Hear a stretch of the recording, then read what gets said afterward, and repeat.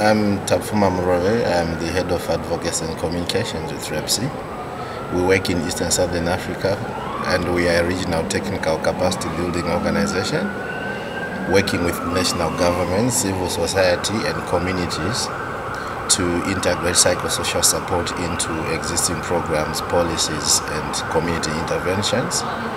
And we develop tools that are culturally appropriate to be able to address the different unique needs emotionally and socially, that children face.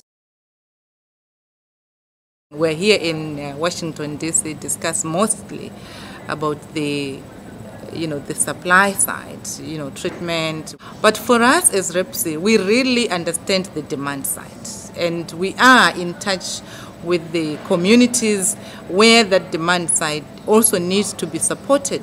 We are here to say we have learned over the years that psychosocial support is a critical component in terms of the HIV/AIDS response. And if we are to effectively turn the tide, we should not overlook this aspect. The global community now appreciates the value of social and emotional well-being, and as it relates to children, their care, love and protection is very, very vital, and it begins with the family, it begins with the community before it can even get into the formal systems. In terms of system strengthening, we need systems that are child sensitive.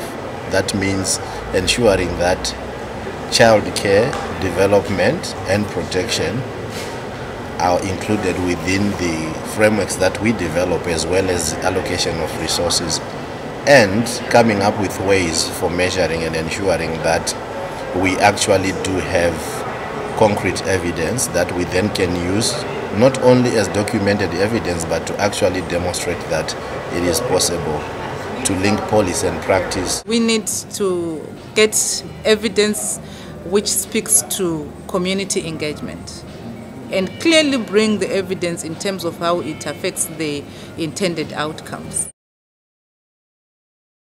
We are here to identify new partnerships, as well as see how we can actually work much more closely with the different stakeholders, ranging from academic institutions and the national cooperating partners, in ensuring that this agenda on psychosocial support is kept central to the turning of the tide.